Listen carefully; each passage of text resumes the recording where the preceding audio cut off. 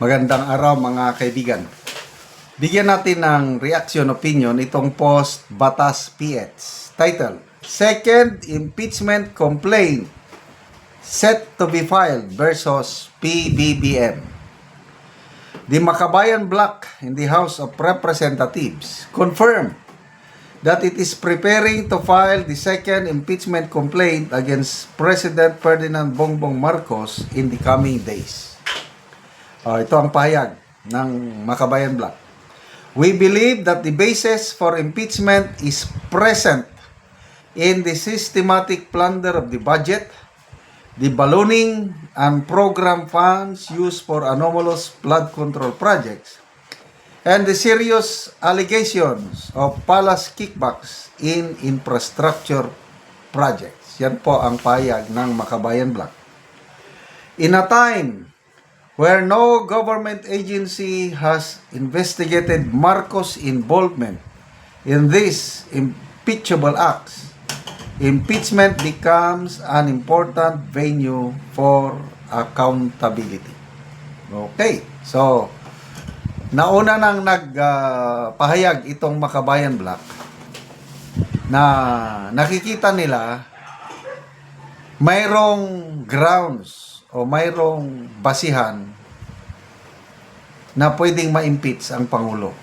May nabasa akong post tungkol niyan. At ngayon, na formal nang nasampahan ng impeachment case si PBBM, may nauna na, ayaw patalo itong Makabayan Bloc, kaya nag-announce sila in the coming days.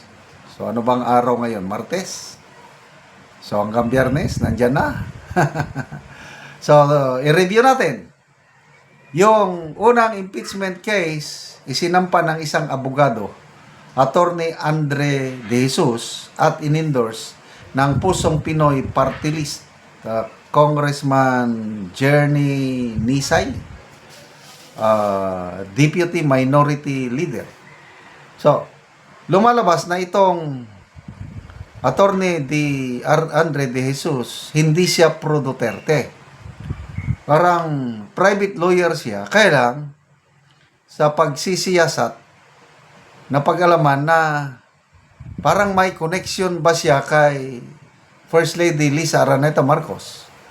Dahil itong abogadong ito ay nagsampa ng disbarment case laban kay Attorney Glenn Chong nang dahil sa speech ni Attorney Glenn Chong na sasampalin niya back-to-back si Attorney First Lady Lisa Araneta Marcos.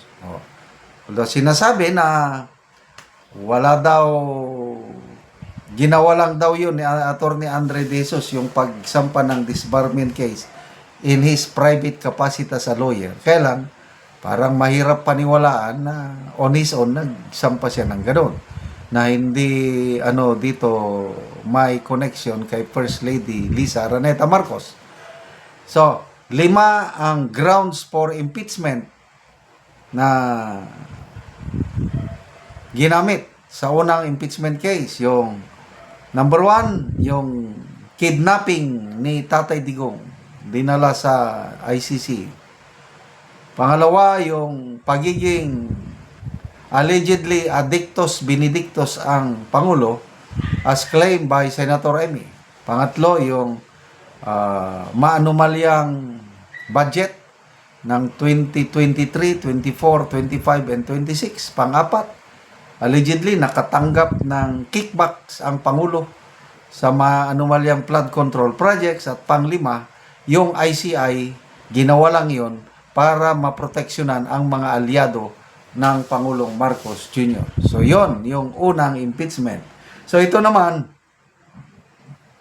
sa Makabayan Bloc, halos ang wala lang siguro yung kidnapping ni Tatay Digong at saka yung pagiging addictus benedictus ng Pangulo, allegedly. Ang nakasentro sila sa maanumalyang budget at mga kickback sa mga flood control projects. So, after this, itong Makabayan Black, may susunod pa ba? Kung ako inyong tatanungin, may nakikita pa kung pangatlo. Yung galing sa mga Duterte.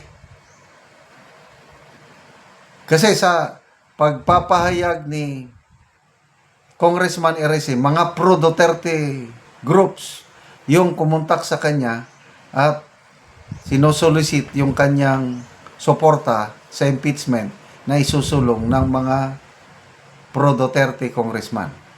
So, inaasahan ko na may pangatlong impeachment case na isasampa laban sa Pangulo. So, paunahan na, no? Akbayan ni Risa Ontiveros, wala akong nakikita. Hindi nila sasampahan ng impeachment ang Pangulong Marcos. So, pangatlo na lang itong galing sa mga Duterte. So, ano ang mangyari dito? Well, I hope the House of Representatives has learned its lessons doon sa last year, yung kay BP Sara.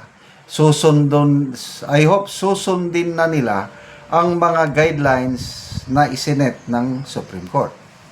I-summarize natin. Dapat formal na mainformahan ang nasasakdal. For this case, si Pangulong Marcos Jr. And then, dapat mabigyan ng pagkakataon itong nasasakdal, ang Pangulo, na sagutin ang mga aligasyon laban sa kanya. Itong mga ito, bagay na hindi ginawa yung impeachment ni BP Sara dahil automatic, perma lang, then nandun na, umakyat na sa Senado ang impeachment. Hindi na pwede yun ngayon. So, kaya, kung ako niyong tatanungin, hindi, hanggang committee level lang itong impeachment case na ito ni laban kay Pangulong Marcos Jr. At ganun na rin ang mangyari kay BP Sara. Hindi na katulad kasi hindi na nila pwedeng gawin yung last year na diretso perma kasi last year may incentive na pondo. Ngayon wala na daw. Kaya good luck sa mga impeachment cases nito. Sana magkakatotoo yung sinabi ni Congressman Ronald Puno na hindi na nila papansinin ito. Patutulugin na nila sa Committee on Justice dahil may mas mga importanteng problema sa bayan na uunahin nila kaysa sa impeachment. And I agree. Salamat mga kaibigan sa inyong pagsubaybay sa ating channel. Nakakatulong kayo ng malaki sa tribong talanding ng Bukidnon dahil ang income natin sa channel na ito is pantulong po sa tribo. Namimigay tayo ng mga libreng yero at pako para makapagpatayo sila ng mas maayos na tirahan. Panoorin nyo ang video na ito. So, mo ni si nanay mataga no gyero.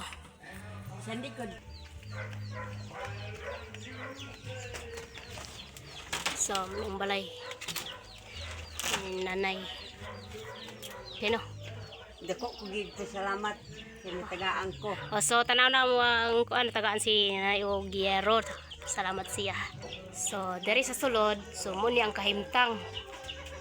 So, tuluan na kaayo kung muulan. So, makita nimo oh, suloy gid kaayo. So, basta gitagaan nato sila gyero aron mapulihan ang ilang ato.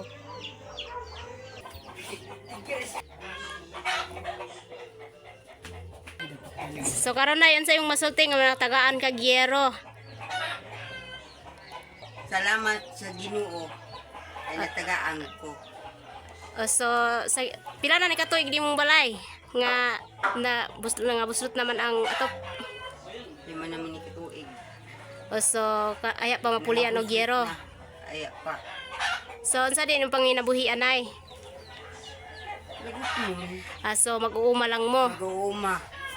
So, pila imong edad nay? 68 na. So, senior na di ay kanay. Napakay ba nanay? Naa. Na kay anak? Naa. So, pila ka buki mong anak nay? Isa ra. So, isa ra imong anak. Ay, so, si nanay na siya anak o ang ilang pangunabuhian lang, so mag-uuma lang sila. So, dako kayang pasalamat nga nataga og gyero ba pulihan na gid ang ilang atop. So, Nay, dako gid kaya mong pasalamat nga natagaan ka atol pag gid og Christmas. Merry Christmas, Nay. Merry Christmas. Salamat kayo. So, dako kayong pasalamat kay makapuli na gid og yero si Nanay. Sige, Nay, salamat pod.